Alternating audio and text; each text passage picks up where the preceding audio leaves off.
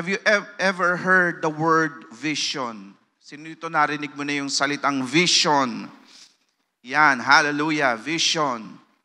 Sabi po ng Proverbs 29 verse 18, where there is no vision, the people perish. But he that keepeth the law, happy is he. Ano po ba yung vision, Pastor, na ating pag-uusapan? Ito, many times nakikita po natin ito at naririnig po natin ito sa mga statements ng mga companies, no? Statements ng mga churches, any organization may tinatawag na mission and visions. Amen? Tayo pong church, meron tayong missions, meron din tayong vision.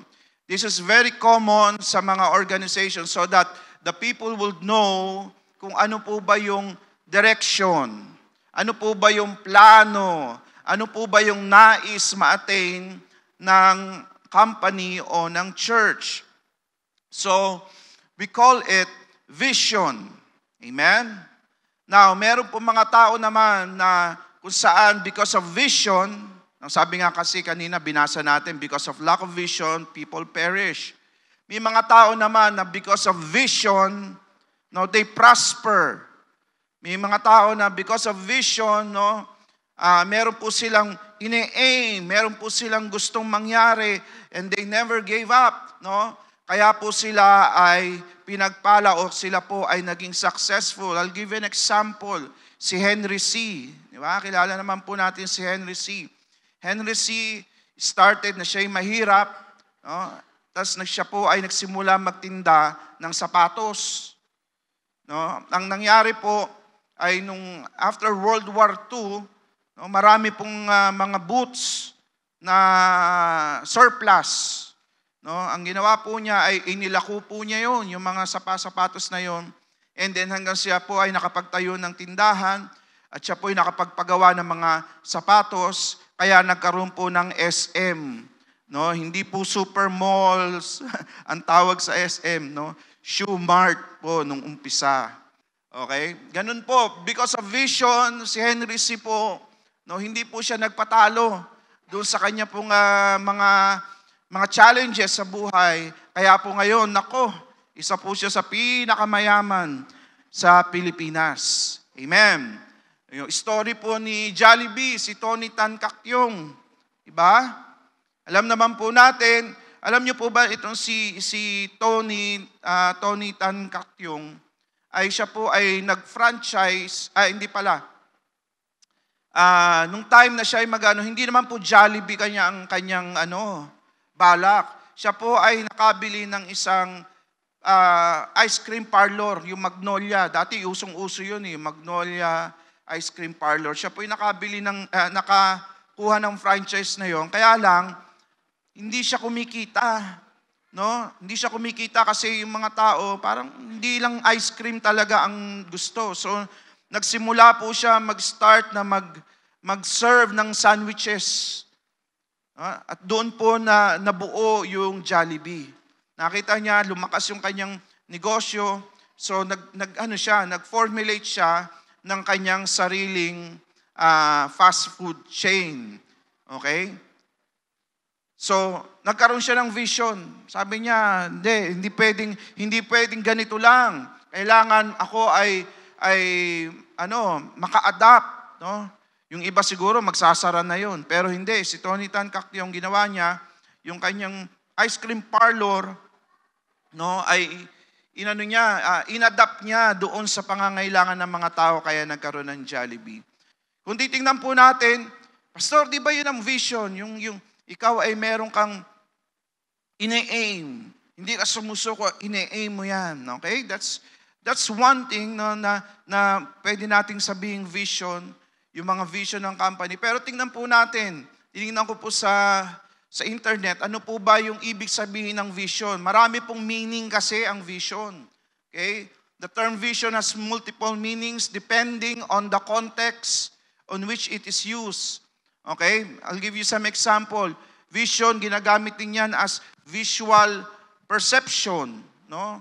Ibig sabihin, yung nakikita. Vision can refer to the ability to see and perceive the world through the eyes. It involves the interpretation of light and visual stimuli by the brain, enabling individuals to perceive shapes, colors, and depth. Pwede mo sabihin yung vision, yung iyong nakikita. Okay? Pwede naman vision ay mental imagery. No? Vision can also refer to the ability to create mental images or visualization in the mind. This could involve imagining scenes, objects, scenarios without physically seeing them. Ang tawag doon, imagination. Sabihin na lang, hindi, I have a vision. No, hindi pala, imagination pala yon. Kasi pwede mong kasing depende sa context na vision na inasabi mo. Okay? Vision, pwede rin siyang future aspiration. No? Future aspiration. Vision can represent a desired future state or goal. Yan yung sinasabi natin kanina, yung mga companies, meron silang mission, vision. Bakit? Meron silang desire, future state or goal. It is, in this sense, it refers to a clear, inspiring, a long-term picture of what individual or organization wants to achieve. That's the common vision na ginagamit ng tao, the future aspiration. No, gusto natin ganito tayo, gusto natin ganyan tayo. Ito ang ating future aspiration. Another meaning of vision or term is perspective or point of view. Okay? Vision can also refer to someone's perspective or way of looking at things. Pananaw, no? It represents a person's unique understanding, beliefs, or opinion about particular subject or situation. Perspective mo yan. Yan yung pananaw mo, yan yung vision mo, yan yung point of view mo. Pero ano po bang klase ng vision ang ating gustong matutunan at pag-aralan this morning? Okay? Ito po yon. This is the kind of vision na ating pong pag-aaralan, divine revelation. Sabihin po natin lahat, divine revelation. It means in religious or spiritual context, vision can refer to a supernatural experience or insight that is believed to come from a higher power or divine source. It often involves perceiving or receiving messages, guidance, or revelations beyond normal human perception. So, ang vision po is kung ano po yung what lies ahead. What is the goal? What is the plan? Pero hindi po yung man-made vision ang gusto po nating matutunan today because si Lord ay merong vision para sa'yo. Sabi mo sa katabi mo, para sa'yo. May vision si Lord para sa atin. Okay? At yun ang gusto nating makuha. Yun ang gusto nating maunawaan today. Yung godly vision. What we need is a vision from God. A godly vision. Not a man-made vision or a man-made desire. Minsan kasi yun ang ginagamit natin. Vision ko to. Pero ang totoo, it is man-made. Desire mo lang yun. Okay? The source of our vision should be God. The source of our vision in life should be God. Okay? You see, godly vision is seeing what God has planned. Okay? Knowing what God has in store for you. Okay? Understanding God's will and desiring to fulfill that vision. Kaya yan ang gusto natin maunawaan, gusto natin makuha. Ano po ba ang vision ni Lord sa akin? What is the plan? What is the goal? Ano ba hinanda ng Diyos sa akin? So that yun ang aking i-aim. Okay? This is important because ang gusto po natin ay mabuhay tayo para sa Panginoon. Amen? Sino dito gusto niya ang kanyang buhay ay para sa Diyos? Taas ang kamay. Yan. Sige, baba mo na. Baka mahilo yung katabi mo. Hallelujah. So question mga kapatid, do you know God's vision in your life? Of course, meron tayong mga plano. Of course, meron tayong mga aspiration. Pero that's one kind of vision na katulad na ating pinag-usapan kanina. Pero what we are talking about today is the divine revelation, a godly vision na galing sa Diyos. What is your vision in your Christian life? That's the question. 3 years from now, kapatid, ano sa tingin mo ang buhay mo? 3 years from now. Do you see yourself na ganun pa rin? Do you see yourself na puro struggles pa rin at hindi ka magle-level up? Kapatid, you need to know the plan of God for you so that hindi masayang yung mga taon mo. Amen. What is God's vision in your life? Okay? 3 years from now, anong level ng Christianity mo? Gaano ka na ba kalalim? Ano ng klaseng paglilingkod mo? These are the things that we should know. Otherwise, namumuhay lang tayo ng walang vision. Hello? Another question, what is God's vision in your family?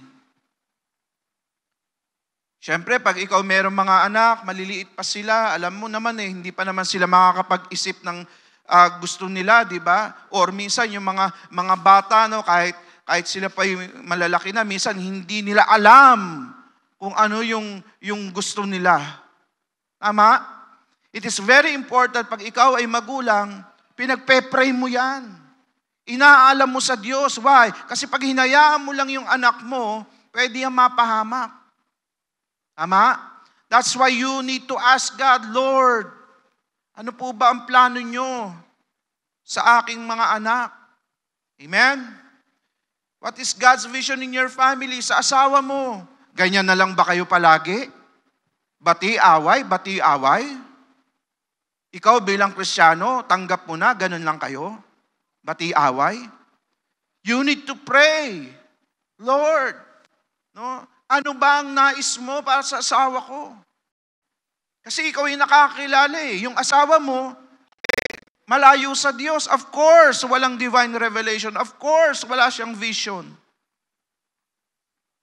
But you need to know kung ano ba ang plano ng Diyos sa asawa mo. Otherwise, ganun na mangyayari, mapapahamak ang asawa mo. Kung ikaw, merong mga magulang, at sila po'y may mga edad na, Lord, ano po ang plano mo? So tatanungin mo yung sarili mo, kung yung mga anak mo, yung asawa mo, yung mga magulang mo, definitely, kung may vision ng Diyos, ang gusto ng Lord, sila'y maligtas. Amen. Sila'y maligtas, sila'y makakilala. Question, yun din ba yung heart mo? Yun din ba yung desire mo? Doon din ba papunta yung mga nais at gusto mong mangyari? Amen. Kailangan malaman mo yan, kapatid. Another question is, what is God's vision in your career? Sa trabaho mo, kapatid, ano ba ang plano ng Diyos dyan? Ano ba nakikita ng Diyos dyan? Okay? Pastor, meron naman akong sariling vision. Meron naman akong sariling gusto sa aking trabaho, kapatid. Yes, meron kang sariling gusto, meron kang plano, pero tandaan po natin, mas makapangyarihan ng Diyos. Amen. Sinasabi mo pa, Lord, let your will be done. So you need to know. You need to understand. Ano ba ang plano ni Lord? Lord, kasi God loves you. He cares for you. Pati yung trabaho mo, He knows kung ano mo ano yung mga struggles mo. Kapatid, anong vision ng Lord sa'yo dyan? May promotion ba na darating? Yun dapat mong malaman. Lord, nilagay mo ako dito. Lord, mapopromote ba ako? Ano ang vision sa'yo ng Lord? Diyan ba ang trabaho mo? Diyan ka ba magiging financially stable? Baka naman hindi ka naman pala diyan magiging financially stable. Kumbaga, pinahihirapan mo pa yung sarili mo, kinukuba mo yung sarili mo, kakatrabaho dyan. Hindi naman pala yan yung sinabi ng Lord na kung saan ay magiging financially stable ka. Diba? Trabaho ka ng trabaho. Hindi naman pala yun ang plano ng Diyos. Kaya tatanong mo, Lord, ito bang trabaho ko, ito ba yung kalooban mo? Kaya pag tayo po mag-a-apply, nagpe-pray. Bakit po? Kasi gusto natin yung kalooban ng Diyos ang mangyari sa ating buhay, even sa ating trabaho. Amen. Gusto ni Lord i-bless tayo. Gusto ni Lord tayo po ay makaranas ng abundance, prosperity. Pero kung mali yung trabaho na tinatrabaho mo at hindi ka naman diyan nilalagay ng Diyos, mahirap. Amen? Mahirap. Ipipilit mo, pero hindi naman pala diyan ang kalooban ng Diyos, kaya hindi ka ma-bless ni Lord diyan sa trabaho mo. Anong dapat mong gawin? Lord, saan mo po ba ako gusto? Amen. Kaya dapat pinagpe-pray po natin yung ating mga trabaho. Sa ministry, kapatid, lahat ng may ministry, say amen.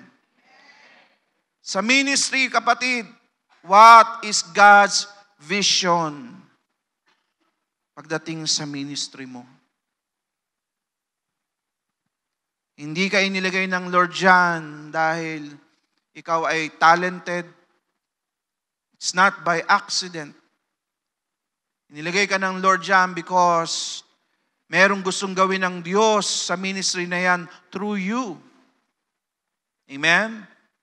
Merong gusto ng Lord na ikaw ay pagpalain dyan.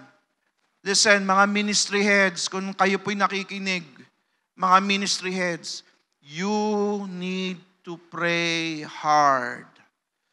You need to know God's vision in your ministry. Hello? Kailangan maunawaan mo na, kailangan makita mo na, Lord, binigyan mo ko ng ministry, ako po ministry head. Lord, saan po natin dadalhin to? Ano po ang gagawin natin? Hindi ka magpaplano sa sarili mo, hindi ikaw yung mag-iisip, kundi dapat mong gawin, magtanong sa Diyos. Amen. Kaya kung kinakailangan mag-prayer and fasting ka, mag-prayer and fasting ka para hindi ka magkamali, para yung ministry mo by next year ay pagpalain, magbunga, lumago, dumami. Kasi sa totoo, hindi biro-biro ang nagmi-ministry. May effort ka siya, mapapagod ka, gagastos ka, babiyahe ka. Minsan, ano ka pa, parang, ano ba tawag dito? Parang hindi ka pa ma-appreciate. All of these are sacrifices. Kaya dapat, kung meron man tayong kasama sa ministry, listen, walang iba kundi si Lord. It is God's ministry, kapatid. It's not your ministry, it is God's ministry. Instrumento ka. Tayo instrumento. So we need to seek God's plan. So yun ang question ngayon. Ano ba ang vision ng Diyos sa ministry? Okay? So, we need God's vision. Sino dito kailangan niya ang vision ni Lord sa buhay niya? Hallelujah, praise God. Mahirap po yung ikaw iikot-ikot lang. Walang mangyayari. No? Why do we need God's vision? Why not make our own? Kasi nga, si Lord, ang sabi nga ng Bible, He is the author and perfecter of our faith. Pag siya ang author, ibig sabihin, sa simula pa lang, nandun na siya. Siya sumulat. Perfecter, siya din na magtatapos. Kaya dapat, yung kalooban niya ang masunod. Amen? Vision ang kailangan natin, hindi ambisyon. Minsan tayong pinapagana natin, ambisyon, pero walang vision. Vision ang kailangan natin, hindi ambisyon. Vision, hindi bisyo.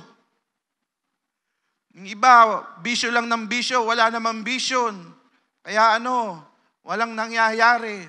Jeremiah 29:11, alam po natin ito. Sabi ng Panginoon, "For I know the plans I have for you, declares the Lord." He has the plan, kapatid. Plans to prosper you, not to harm you. Plans to give you hope and future. God has a plan. Pag ikaw magtatanong sa Diyos at gusto mong malaman, sasabihin sa iyo ng Lord, He has a plan. Makinig ka mabuti, hindi ka binuhay dito ng Diyos sa lupa na wala siyang plano sa iyo. Ikaw ay nabuhay dito because God has a plan for your life. And we need to know and understand what is that plan. Tandaan po natin, our God is the Alpha, He is the Omega, He is the beginning, He is the end. So ibig sabihin, alam na niya yung beginning, alam na rin niya yung end. That's why He has a plan. He knows what's best for us. He knows everything. He knows the past, He knows the present, He knows the future. That is who God is. God knows what is best for us because He created us. He created you. Alam din ng Diyos kung ano yung weakness mo. Diba? Alam din ng Diyos kung ano yung strength mo. Alam din ng Diyos kung ano yung capacity mo. Alam din ng Diyos kung ano yung potential mo kasi siya ang lumikha sa'yo. That's why God's plan is the best plan for your life. Doon mo may experience yung the best life kung ikaw ay nasa plano ng Diyos, namumuhay sa plano ng Diyos. That's the best life. Bakit? Kasi ang nagbigay nung life na yon, walang iba kundi ang Diyos. Amen. God's vision, listen, God's vision is more attainable than our own plans and vision. Diba? Minsan nagbe-brainstorming pa, tara, ano tayo ng vision natin? Ano ba magandang vision? Ganito, minsan ang lalaki ng mga vision nila. Pero sasabihin ko po sa inyo, God's plans, God's vision is more attainable than our own plans and vision. Okay? Why? Bakit it is more attainable? Because God has the power and will to fulfill what He promised. While we humans must strive hard for our dreams and aspiration, but oftentimes, we fail and we get frustrated. Nag-set ka ng bar, nag-set ka ng vision, and then you will work hard para ma-attain yung vision na yon, pero oftentimes, hindi mo maabot, hindi mangyari. So, ano nangyari sa'yo? Na-frustrate ka nang dahil puro failure. That is why God's plan is more attainable. Bakit? Kasi hindi naman ikaw ang nagplano, siya. At siya ang merong kapangyarihan, siya ang may kapasidad para i-fulfill yun. Amen. Minsan, alam nyo, yung vision ni Lord ay para bang hindi mo maunawaan, hindi mo magets. Pero alam mo, yung vision ng Panginoon, it's always the best for us. Si Joseph the dreamer, si Joseph po ay binigyan ng Diyos ng vision. Pinakita ng Diyos yung kanyang vision para sa kanya through dreams. Basahin po natin in Genesis 37, chapter 37, beginning verse 5. One night, Joseph had a dream. When he told his brothers about it, they hated him more than ever. Ito po yung dream niya. Listen to this dream, he said. We were out in the field tying up bundles of grain. Suddenly my bundle stood up and your bundles all gathered around and bowed low before mine. His brothers responded, so you think you will be our king, do you? Do you actually think you will reign over us? And they hated him all the more because of his dreams and the way he talked about them. Soon, Joseph had another dream. And again, he told his brothers about it. Listen, I have another dream, he said. The sun, the moon, and 11 stars bowed low before me. No? This time he told the dream to his father as well as to his brothers. But his father scolded him. What kind of dream is that? He asked. Will your mother and I and your brothers actually come and bow to the ground before you? Pinakita ng Diyos yung kanyang vision, yung kanyang plano kay Joseph through a dream. Hindi plano ni Joseph yun. Tama? Hindi vision ni Joseph yun. Never in Joseph's wildest dream ay iisipin niya na kanyang mga kuya ay magbabow down sa kanya, kapati ang kanyang mga magulang. Hindi niya paplanuhin yun. Pero God has a plan. Amen? So what happened to Joseph? Alam naman po natin yung istorya. Binenta siya. Dinala siya sa Egypt. Doon sa Egypt, nakulong siya. Nung nakulong siya sa Egypt, sinamahan siya ng Diyos. Why? Kasi may vision ng Diyos sa kanya. Amen? Gusto ng Lord i-fulfill yung vision. Doon sa kulungan, nagkaroon siya ng pagkakataon to interpret the dreams of Pharaoh. So ano po nangyari sa kanya? Dahil na-interpret niya yung dream ni Pharaoh, siya po ay pinromote. 7 years, magkakaroon ng kasaganahan, 7 years may famine. So ano ginawa nila? Si Joseph, pinromote, ginawa siyang tagapamahala para mag-prepare for the 7 years of famine. So ano po nangyari kay Joseph? Siya po ay naging kanang kamay ni Pharaoh. At nung naghihirap na at nagugutom na yung kanyang pamilya, nakita ni Joseph na ngayon, papunta sa Egypt yung kanyang mga kuya. So what happened? They all bowed down to Joseph. Why? Kasi bibili sila ng pagkain. Si Joseph, hindi nila nakilala si Joseph na yon. Nangyari. Kung ano yung pinlano at sinabi ng Diyos, nakita ni Joseph nangyari sa kanyang buhay. Nag-bow down yung kanyang mga kuya sa kanya. Amen. Titingnan po natin na iba yung plano ng Diyos sa plano ni Joseph. Okay? Yung panaginip, dreams are also called vision in the night. Meron lang isang problema si Joseph eh. Ang problema ni Joseph, no, pinakita sa kanya ng Lord yung vision, yung plano, pero dahil siya po ay bata pa, no, parang baliwala pa sa kanya, hindi niya binigyan pa ng halaga yung vision na yon. Pangalawa, no, dahil po siya ay bata pa, wala pa po siyang understanding na yung pala ang plano, yung pala ang vision ng Lord sa kanya. Kaya ano nangyari? No? Kailangan dumaan siya doon sa process. No? Pero still, God fulfilled His plans for Joseph and Israel. Amen. God fulfilled His plans. Amen? Kapatid, sino dito gusto niya kausapin siya ng Panginoon at ma-receive niya yung vision galing sa Diyos? Amen. Pero itong tanong, kapatid, itong totoo, hindi po mahirap kausap ang Diyos.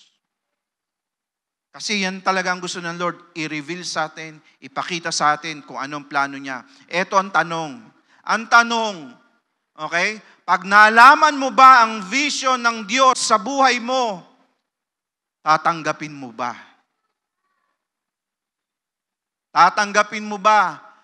Susundin mo ba? Lalakaran mo ba yung vision ng Diyos sa iyo? Bibigay at ibibigay niya yan, yung plano niya, kasi yun naman talaga ang kalooban niya, maunawaan mo yung gusto niya. Pero, yun ang tanongin mo yung sarili mo, kaya mo bang tanggapin? Kaya mo bang sundin? Kaya mo bang ipamuhay at lakaran? Maraming tao ganyan. Nagtatanong sa Lord, nung kinausap na ng Diyos, no? Parang sasabihin ng Lord, wag na lang. Kasi hindi favorable sa kanila. How can we receive God's vision for us? Paano ba natin tatanggapin itong vision ng Lord sa atin? 1 Corinthians chapter 2, Verse 9. That is what the scriptures mean when they say, no eyes has seen, nor ear has heard, no mind has imagined what God has prepared for those who love Him. Yun naman pala, pastor. Sabi pala ng Bible, no eyes have seen, no ear has heard, no mind has imagined what God has prepared for those who love Him. Hindi naman pala natin pwedeng malaman. It's a mystery. Oh, hindi, may verse 10. Basahin kasi natin yung verse 10 hanggang verse 9 lang kasi. Sabi ng verse 10, but it was to us that God revealed these things by His Spirit. For His Spirit searches out everything and shows us God's deep secrets. Hindi pala mystery. Ang kailangan mo lang alamin sa Diyos. Totoo, no eyes have seen, nor ear has heard, no mind has conceived what God has prepared for those who love Him. Pero hindi ito secret doon sa mga tao na lalapit, sa mga tao na gusto niya ay maunawaan through the Spirit kung ano ba ang plano ng Diyos sa Kanya. So meron palang way para malaman. Amen. At yan po ating pag-uusapan. Ano po ba, paano ba natin marireceive yung vision ng Panginoon, yung plano ng Diyos sa atin? Okay? Una, para maunawaan mo, maintindihan mo, at ma-receive mo yung vision ng Lord, una is be intimate with God. Sabi nga doon sa verse 9, but it was to us that God had revealed these things by His Spirit, for His Spirit searches out everything and show us God's deep secret. Hindi mo makikita, hindi mo mahanap, hindi mo makukuha yung deep secrets ni Lord pag hindi ka intimate kay Lord. Amen? Pag hindi tayo naging intimate sa Diyos. Paano ba maging intimate sa Diyos? Basic, kapatid. Prayer. Amen. Prayer. Hindi yung prayer bago kumain, bago matulog. Kundi yung prayer talaga na ikaw ay hinahanap mo talaga yung kasagutan. Lord, kailangan ko pumaunawaan, Lord. Lalalima mo yung prayer mo. Lalalima mo yung prayer life mo. Pag gusto mo malalim na revelation, kailangan laliman mo din. Pag gusto mo yung malalim na revelation, the deep secrets, no? God's deep secrets, kung gusto mong malaman yan at maunawaan yan, laliman mo din, kapatid. Umpisahan mo sa prayer. Amen. Minsan tayo, ang prayer lang natin, puro, Lord, salamat po sa pagkain namin tatanggapin. Amen. No? Ganun lang ang prayer. No, laliman mo. Paano yung malalim na prayer? Magbabad ka sa prayer. Take your time. Don't just say the words, no, na gusto mo sabihin, kundi alamin mo din kung ano yung mga gustong sabihin ng Diyos. Amen? Paano ba maging intimate sa Panginoon? Worship. Sabihin po natin lahat, worship. Laliman din natin yung ating worship. Amen. Laliman natin yung ating worship. Alam nyo, ang worship para kang naghaharana. Doon sa iyong minamahal. Tama? Pag ikaw, ang iyong paghaharana ay hindi talaga galing sa puso. At hindi talaga, kumbaga parang hindi totoo. Hindi ka pagbubuksan ng bintana. Malamang arinola ang lumipad. No? No? Pero pag ikaw ay marunong mangharana, at habang inaawitan mo yung iyong minamahal, ay nahipo mo yung puso niya. Narinig yung iyong tinig, talagang ramdam na ramdam niya yung pag-awit mo at pag-worship mo kasi nahipo mo yung puso niya. Sabi niya, bubuksan niya yung bintana, ngingiti, tapos makikinig sa'yo. Tama? Pagkatapos mong kumanta, na sasabihin, halika, tuloy ka. Patutuloyin ka sa bahay. Liligpit muna yung mga banig. Ligpit nyo muna, bibisita tayo. Yung mga kapatid, no? Ligpit nyo muna yung mga banig. Doon muna kayo sa kwarto. May bisita. Patutuloyin. Ganon din sa Diyos. Pag ikaw nag-worship, hinaharana mo ang Panginoon, mahal na mahal mo siya, at pag naramdaman ng Diyos, nahipo ang puso ng Diyos, bubuksan niya yung bintana ng langit. Manonood siya. No? Tatanggapin yung worship mo. No? At anong sasabihin niya? Halika, pasok ka sa presensya ko. Dito tayo, fellowship tayo. Amen? Ganun din. Kaya laliman mo yung worship mo. Pag ang worship mo hanggang kisame lang ng church na ito, no, hindi po aabot ng langit yan. Kailangan lumagpas hanggang sa trono ng Diyos. Amen. Paano natin lalaliman yung worship natin? Maging totoo tayo sa worship natin. Hindi lang yung binabasa mo yung lyrics, kundi talagang yun talaga ang nais na gusto mong sabihin sa Diyos. Yun talagang laman ng puso mo. Amen. Hallelujah. Paano maging intimate sa Lord? Read the Bible. Basahin mo yung Bible. No? Talagang namnamin mo. No, namnam. Hindi ganon. Kundi habang binabasa mo, huwag kang titigil hanggat hindi mo nare-receive yung revelation ng Lord. No? Meron ganyan Meron ganyan tao na pag nagbabasa ng Bible, parang ayaw na niyang tumigil. Merong iba naman, no, ilang verse pa lang, masakit na yung ulo. Nahihilo na ako, tama na Lord. No? Dapat nandun tayo sa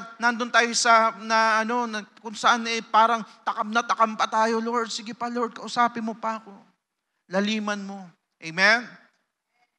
Paano maging intimate sa Lord? Fasting. Mag-fasting ka, kapatid. No?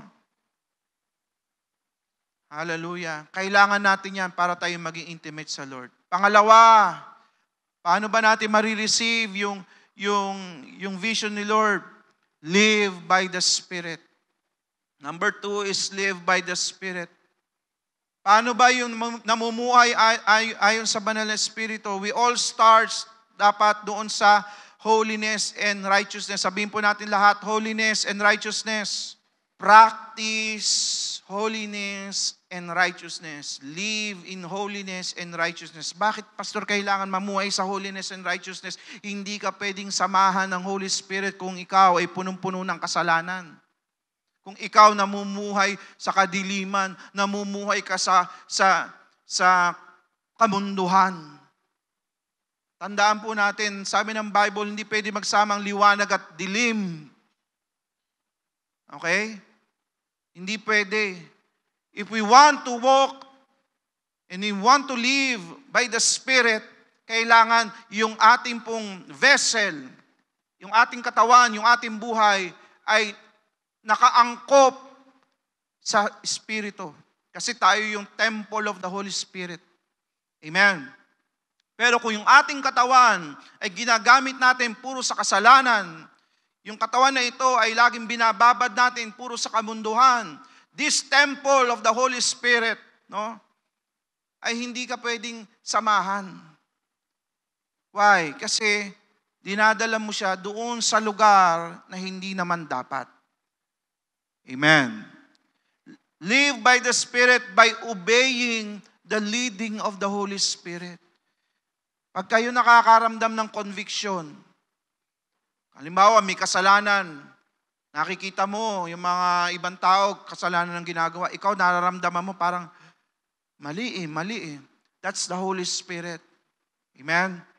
Lumayo ka na doon, umalis ka na, sundin mo yung conviction.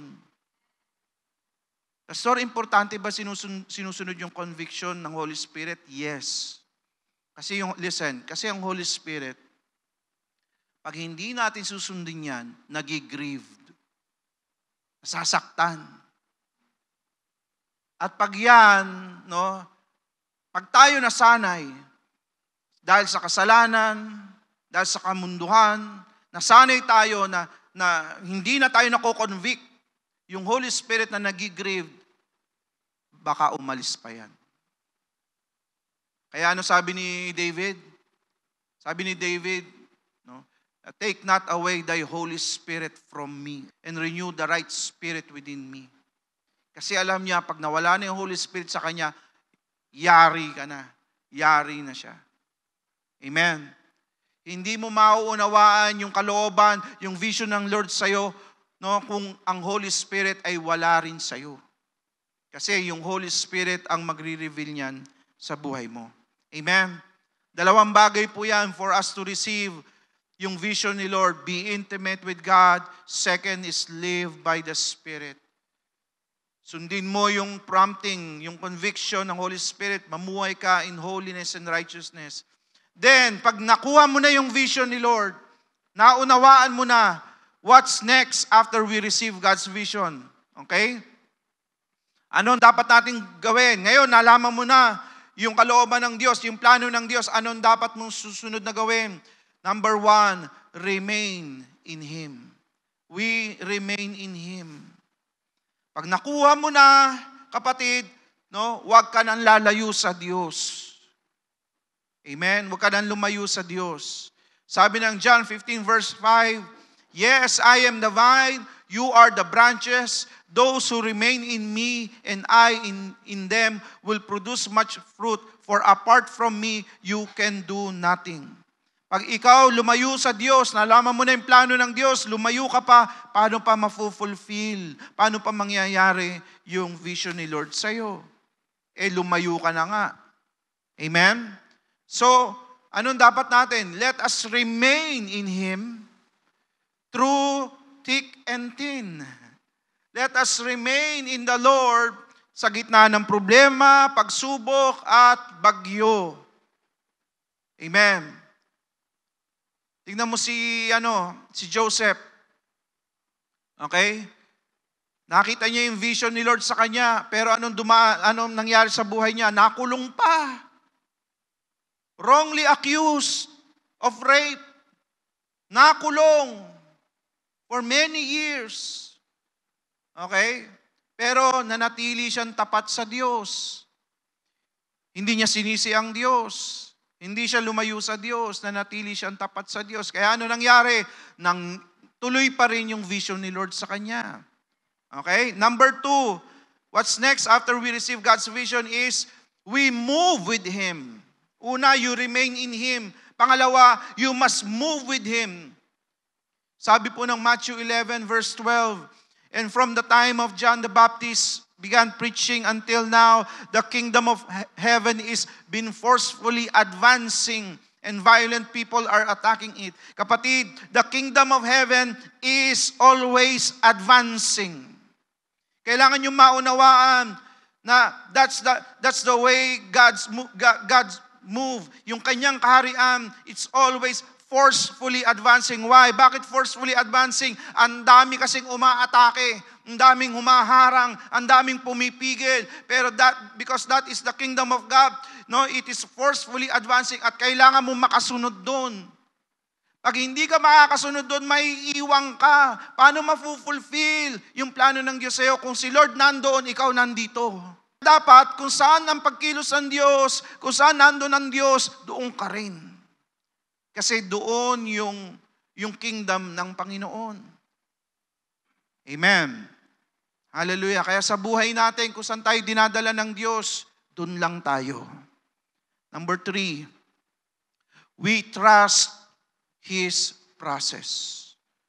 Pag nalaman mo na yung kalooban ng Diyos, trust His process. Why? Tandaan po natin, hindi tayo nag-fulfill siya. At meron siyang paraan, meron siyang proseso, paano finu-fulfill yung vision niya. Okay? Proverbs 3, verse 5. Trust in the Lord with all your heart and do not depend on your own understanding. Seek His will in all you do and He will show you which path to take. Yung proseso ng Diyos, minsan hindi yun ang gusto nating proseso. Pero magtiwala ka sa Diyos. Bakit? Kailangan mo yan. Part yan ng fulfillment. Amen. Part yan ng fulfillment. The completion of the vision is not in our hands. It is in God's hands. Amen. Para makumpleto yung vision ng Diyos, wala yan sa kamay natin. Yan ay nasa kamay ng Diyos. Pastor, what if we don't have God's vision? Paano kung hindi natin maunawaan? Paano kung hindi natin na-gets? O paano kung ayaw natin sa vision ng Lord sa atin? You see, if we don't have God's vision in our life will be a life of trial and error. Trial and error ka, kapatid. Kakamali, masasaktan, no? Ano pa? Iiyak, no? Trial and error. Marami pong Kristiyano, because of lack of vision, they perish. Trial and error ang buhay. Magdidesisyon, ang desisyon, trial and error. Bakit? Sa sarili lang niya eh. So ano nangyari? Nasaktan, gumastos, no, umiyak. Yan ang mga nangyayari sa mga tao na walang vision galing sa Diyos. Pag wala po tayong vision galing sa Lord, we walk around aimlessly in our life. Yung journey mo bilang isang Kristiyano, para kang mga Israelita sa wilderness. They walk around aimlessly. Paikot-ikot lang. Bakit? Hindi naman niya naunawaan, hindi niya alam kung saan siya dadalhin ng Diyos. Okay? Pag wala po tayong vision, godly vision, we don't have a sense of fulfillment. Kahit sabihin mong naging successful ka na, may na-achieve ka na, pero hindi naman yan yung plano ng Diyos sa'yo, kulang pa rin. Sabihin mo, Lord, ba't ganun? May pera naman ako. Successful naman ako. Pero bakit hindi ako masaya? Kasi hindi naman yan ang kalooban ng Diyos sa iyo. Hindi lang naman yan. Hindi mo pa nauunawaan, hindi mo pa nalalakaran yung gusto ng Diyos para sa iyo. Amen. Malungkot yun. No? So how do we walk in the vision? Listen, if you know and understand God's vision for your life, for your ministry, and for your family, pag naunawaan mo na at alam mo na, listen, invest on it. Paano yun? Paano mo gagawin yun? You prepare yourself. Nakita mo, ito pala ang plano ng Diyos sa'yo. Nakita mo, ito pala ang gusto ng Diyos sa'yo. Ano gagawin mo? You prepare. Amen. Maghanda ka. Amen. Prepare yourself. Train yourself. I-train mo yung sarili mo. Kung ikaw ay tinatawag ng Diyos na maging lingkod niya, then prepare. Tinatawag ka palang mag-mission, tinatawag ka palang maging pastor. Anong gagawin mo? You invest, you prepare, you train yourself, you study, you learn. Kahit hindi ka pa pastor, kahit hindi ka pa tinatawag ni pastor na, magpapastor ka ba? Hindi mo pa, pero alam mo na sa puso mo, then you prepare. Study, learn. Amen? Understand and walk towards the vision every day until ito'y mangyari sa buhay mo. Amen? Pag ikaw nalaman mo, bibigyan ka pala ng sasakyan ni Lord. Ano gagawin mo? Sabihin mo ba, yay! Bibigyan ako sa sasakyan ni Lord. Wala ka naman lisensya. Tutulak mo yan. Tapos doon mo itutulak sa bicycle lane para hindi ka mahuli. No? Pag nalaman mo na bibigyan ka sa sasakyan ni Lord, unang-una mo dapat gawin, mag-aral ka mag-drive. Tama? Ano yung may sasakyan mo? Titingnan mo lang, nasa garahe. Thank you, Lord. Ang sarap talaga ng buti-buti mo, Lord. Hindi ka pala marunong mag-drive. Mag-aral ka mag-drive. Tapos kumuha ka ng lisensya. Para pag dumating yung sasakyan mo, ready mo ng sakyan yan. Magagamit mo na. Amen. Ganon. Pag naunawaan mo yung plano ng Diyos, hindi ka tutunganga. Hihintayin mo lang mangyari. Ihahanda mo yung sarili mo. Para pag dumating na yon, hallelujah, prepared ka na. Alam mo, yun ang advantage natin ngayon. Yun ang disadvantage ni Joseph. Disadvantage ni Joseph, hindi niya naunawaan. So, hindi siya naghanda. So, yung process, nahirapan pa siya. Pero tayo, tinuturo ng Diyos sa atin ngayon, pag naunawaan mo, maghanda ka na. Amen. Maghanda ka na. Kasi darating at darating yan, doon at doon ka rin dadali ng Panginoon. Pag naunawaan mo na ikaw ay gagawing successful businessman, katulad nung in-example natin kanina, Manny Villar, Henry C. Pag naunawaan mo yan ang plano sa'yo ng Diyos, kapatid, ano gagawin mo? Learn the trade, kapatid. Learn the trade.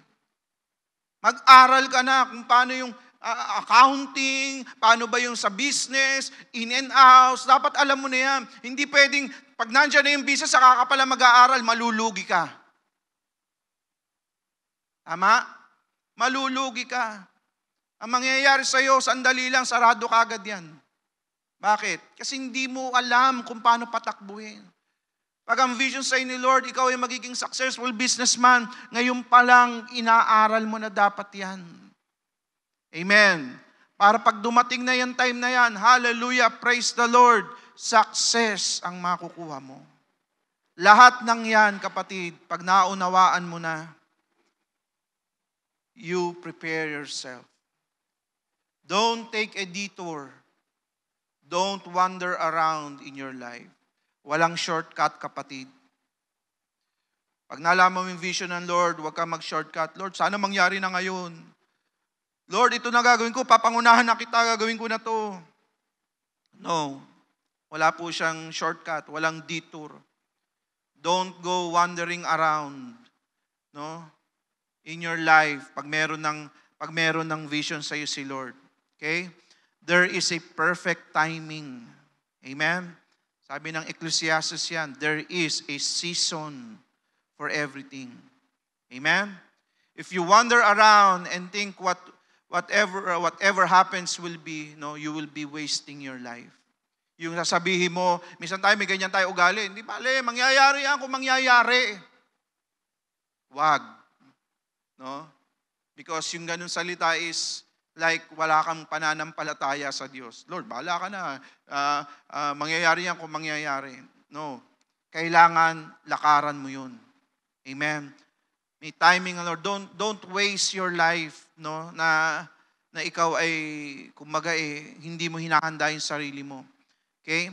Kasi if you waste your life, na hindi mo ine-aim yung vision ni Lord at hindi mo dinadala yung sarili mo doon sa vision ni Lord, then you are delaying.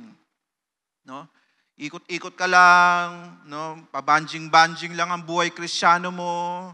Sasabihin mo, okay lang yan, bahala na si Lord sa akin.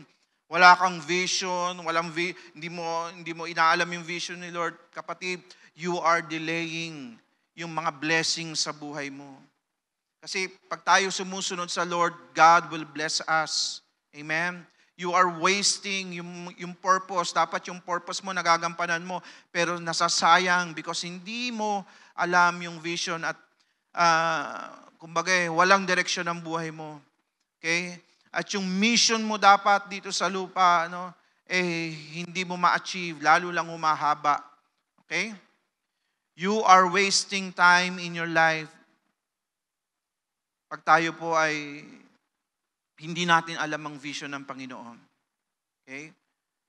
Ang problema ganito, dahil sa mga nasayang na oras at panahon natin in our life, tapos malalaman mo yung vision ng Diyos sa'yo, sometimes you have to run just to catch up. Kailangan mong tumakbo.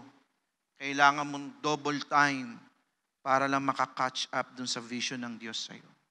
That's what happens sa marami pong Kristiyano dahil pabanjing-banjing ang buhay Kristiyano nila, Nung sila natauhan na sabi nila, magsiseryoso na ako, now they need to catch up. They need to catch up. Kapatid, mahirap yun. No, mahirap po yun.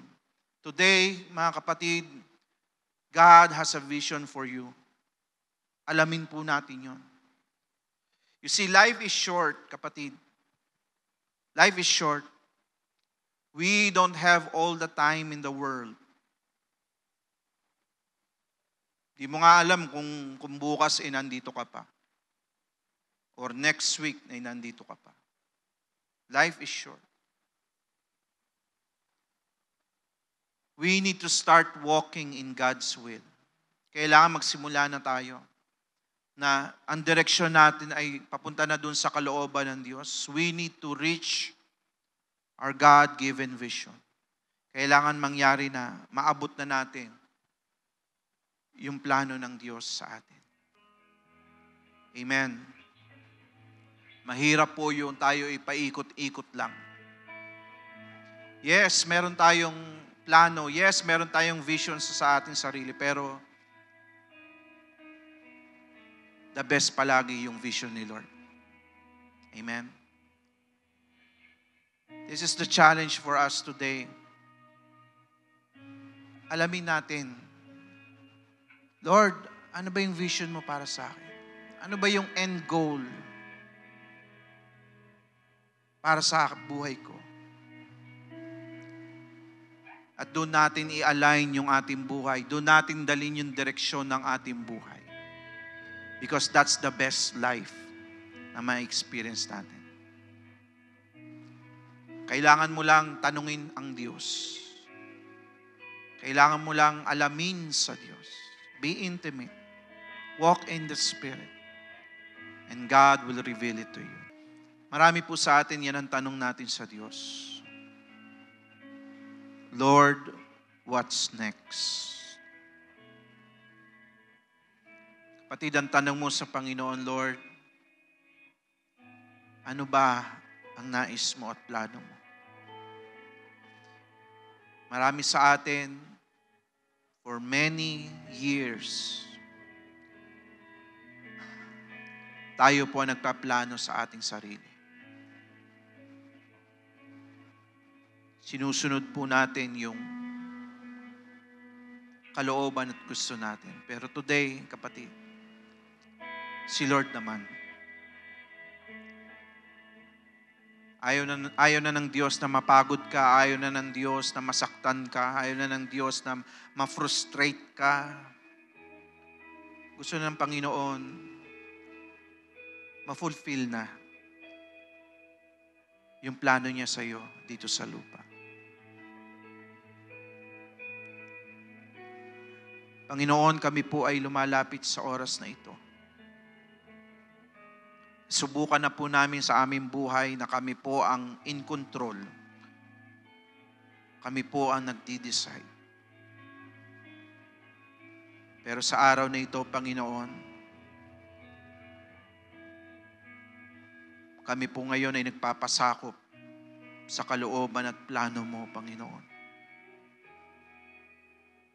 Marami na po kaming ginawa, sinubukan.